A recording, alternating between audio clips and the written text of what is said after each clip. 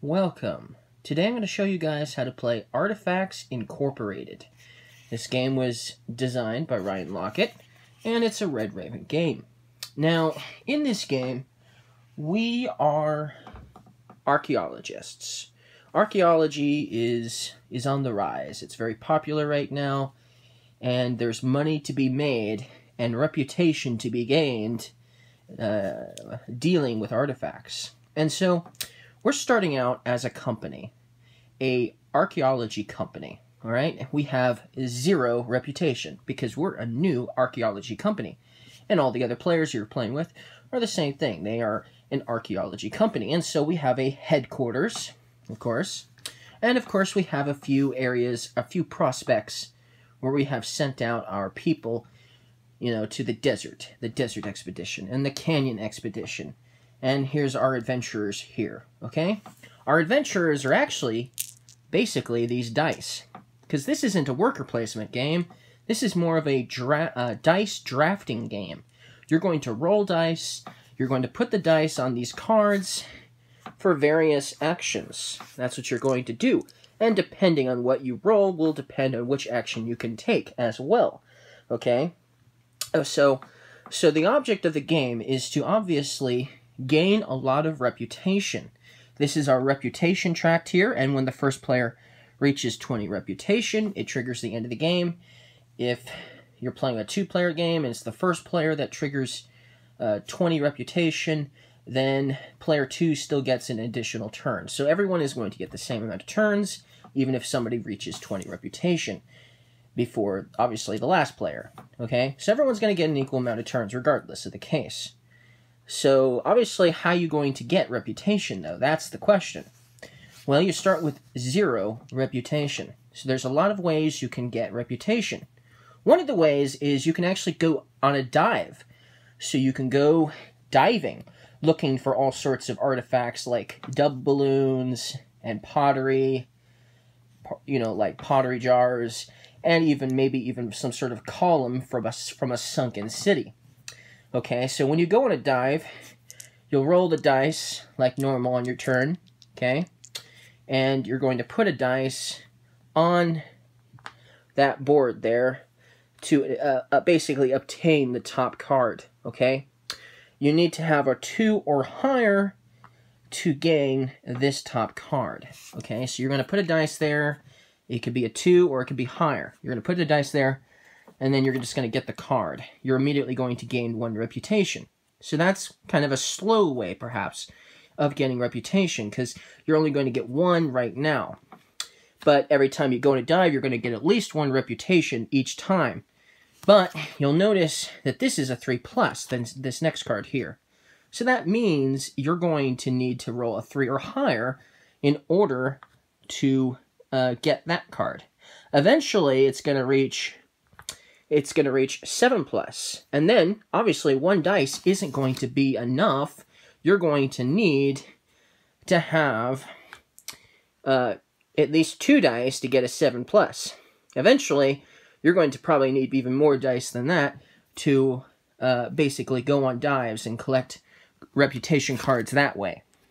So that's one of the actions you can take doing that. Now, remember, on your turn, you're going to have a team of adventurers.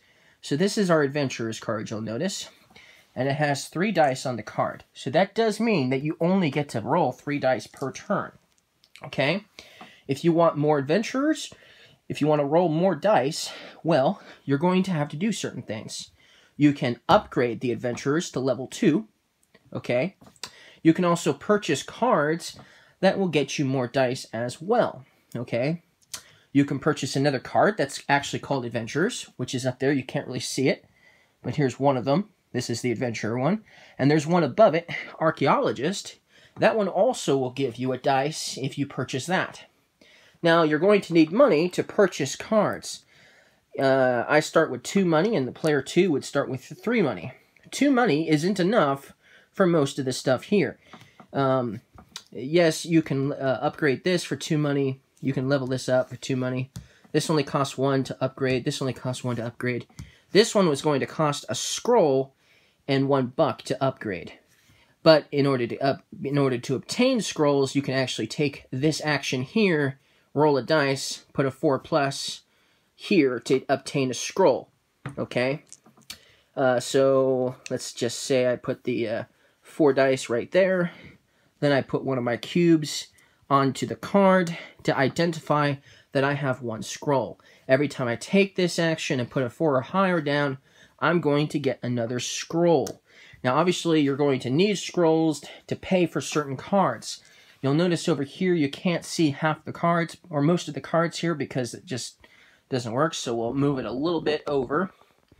So you'll notice over here, there's quite a few cards, so you can purchase all of these, but some of them you can afford, and some of them you're not going to be able to afford, because some of them cost like 7 money.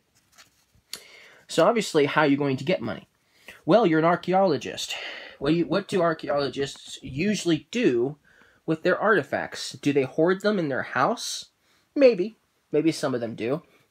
But if they want to make money, which is why they're doing this in the first place, most likely, they're going to want to sell their artifacts. And who's going to buy their artifacts? Well, the various museums will buy their artifacts. And that's how you're going to make money in this game. You're going to want to make money so you can purchase those cards that are going to increase your reputation. Like over here, we have the diving suit. If you have the diving suit, it's not only going to help you with diving when you take the diving action, but it's also going to give you 2 reputation. Because, hey, I have this really cool diving suit, so my reputation is going to increase because of that. That's pretty cool. And of course, you can upgrade all of the cards you purchase as well. So there's various different cards here. We won't talk about the ones you can buy and what they can do, but we will talk about the ones you start with and these museums here and how that works now. So obviously, everybody gets to start with 3 dice. They're going to roll the 3 dice on their turn. One of the actions they can take is they can send an adventurer here to the Canyon Expedition. Okay? If they roll a 1, they can put a dice here for the 1. And then they would automatically get to put a cube down because they just found a fossil. Okay? They can take that action again if they roll a 3 or higher. So here's a 4 because that's higher than a 3. So they could do that and they would get another fossil. Okay?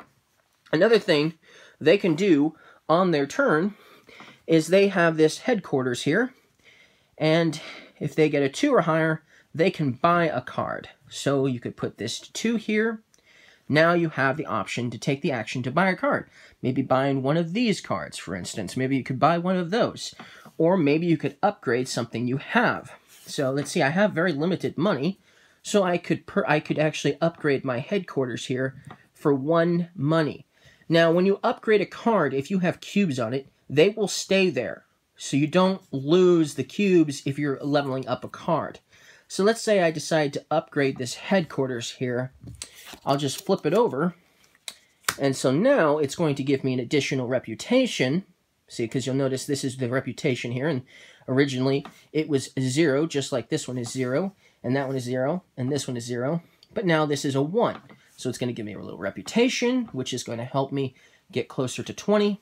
You'll also notice it has 2 dice here, which means if you have 2 dice, you could actually buy 2 cards now, or upgrade 2 cards, or upgrade a card, or should I say level up a card, or buy a card. For instance, if you take 2 actions and put 2 dice here that are 2 or higher, you can buy 2 cards in a turn. So that's a very powerful thing. That's something you're probably going to want to do in the beginning of the game, is leveling that up. So that's one of the main actions you're going to want to take, is buying cards, obviously. Let's see here. And then, of course, the expedition here, the Desert Expedition, a 4 or higher will get you a scroll.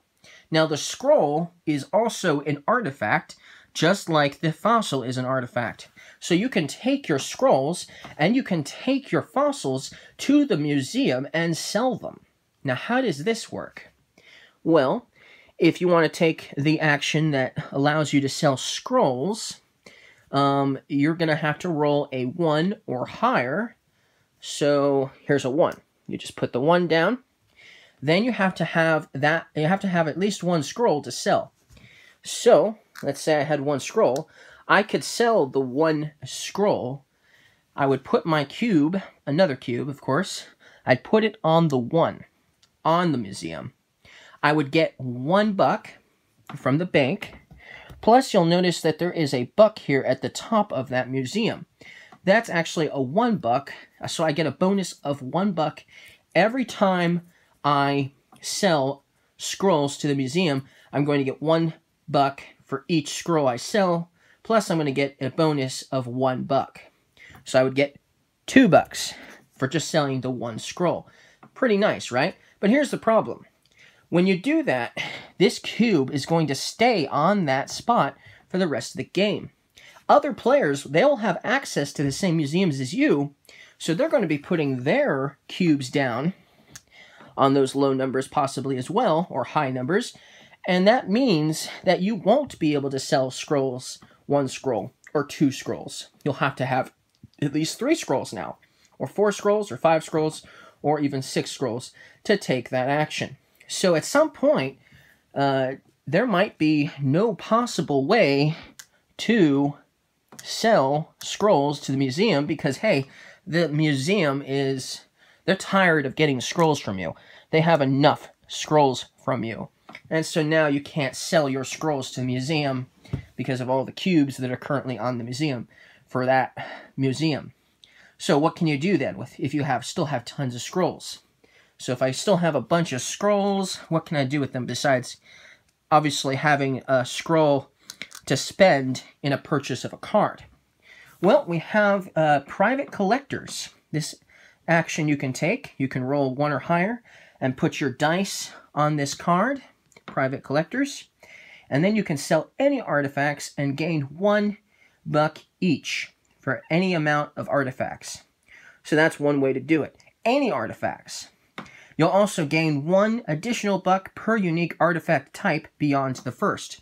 So if you sell 2 different artifacts, meaning if you sell, if you have some fossils and you have some scrolls you want to sell, you can sell both of them at the same time with the private collectors. So that's really cool. You're going to get 1 money for each one you sell, and it doesn't matter how many you sell or how many different types you sell. That does not matter. You're going to get $1 for each. But if you sell more than 1 type, so if you sell at least 2 different types, you're going to get 1 additional buck. That means there's only 4 types you can sell, so if you sell for all 4 types, you're going to get an additional $3 as a bonus when you sell with the private collectors. So that's another action that you can take on your turn. You can sell to the private collectors and get some money that way. So the museum isn't the only way to do so. Now, even though the scroll is going to give you a bonus every time you sell to the museum, the fossils do not have a bonus. You'll notice there is no bonus here. There's a bonus on this one, there's a bonus on that one, and a bonus on that one. But there is no bonus on the fossils. So when you sell a fossil, you're just going to get $1 for the amount of fossils that you sell. And you have to roll a 2 or higher to sell fossils. So you're not going to get any bonuses with the museum if you sell a fossil. Why is that? I don't know, but that's just how it is. Now, you'll notice there are still 2 other artifacts you can sell, but you don't start with fossils and you don't start with scrolls. That means you're going to have to purchase a card that allows you to find and collect the other 2 remaining artifacts. One of which is statues, and the other one is gems. So if you want to make even more money, you're going to have to buy certain cards that will allow you to find gemstones and find statues. Now, if you have a statue and you want to sell a couple statues, you also get a bonus of 2. You'll also get a bonus of 2. So that's really cool, that you're going to get a bonus of 2 bucks every time you sell statues. And you're going to get a bonus of $3 every time you sell gemstones. So that's what that's going to mean. That's really cool. Now you also notice that each one of these museums also have a reputation on the museum. This one has a reputation of 3, this one has a reputation of 3, and these two have a reputation of 4. There's a reason why you're going to have, there's another reason why you might want to have cubes on the various museums here. Okay, there's a reason. Here's the reason. Whoever has the most cubes on a museum, okay, whoever has the most cubes on a museum is going to get additional reputation after the game is over. So even if you are the first player to score 20 and the other player is a couple reputation behind, even though they got an additional turn, there is still a way they could beat the player who triggered the end of the game, because they can get reputation with the various museums as well if they have more cubes than the other player on the different various museums. So that's another way you can score extra reputation, because you obviously sold a lot of artifacts to the museums. And that's why you're going to want to mostly do the museums when selling artifacts rather than private collectors, because you're not going to get any additional reputation at the end of the game if you sold a lot of your artifacts to the private collectors and the other player did it with the museums. They're going to get lots of extra reputation. You're going to get none. So that's the downside to selling with private collectors. It's really just there in case you can't sell anymore again with that museum or that particular artifact. So that basically is what that means. So a couple of different things with the museums. And of course, if there's a tie, you're just going to share the victory points, or split the victory points. I'm not sure if it's split the victory points, or should I say split the reputation, or share the reputation, or no reputation at all. I think it's no reputation at all, but I could be wrong. I have to look that up again, but I'll look that up later. But still, that's pretty cool to know. So now you kind of understand what you can do with the various actions in this game. You can buy a card, or you can upgrade a card by taking that action. You can get fossils, you can get scrolls with the various actions. You can upgrade the adventurers to roll more dice and get more adventurers, basically. So there's a lot of different stuff you can do to help you get to the 20 reputation faster. So I'm going to do a playthrough of this game, me versus Ridley. Okay, Ridley's cards are not going to be on screen, so you're not going to be seeing what he's going to take for his turn. I might mention what he's going to take for his action and stuff, but I'm not going to show you what he's going to be doing on his turn, but you will see his cube go up on the reputation tract, and we will see who wins this game, me or my good friend Ridley here. Okay, so we'll do that in the next video, some gameplay. All right, and let's see if we can play this game fast enough. All right, well, thank you guys for watching, and I'll see you guys in the playthrough.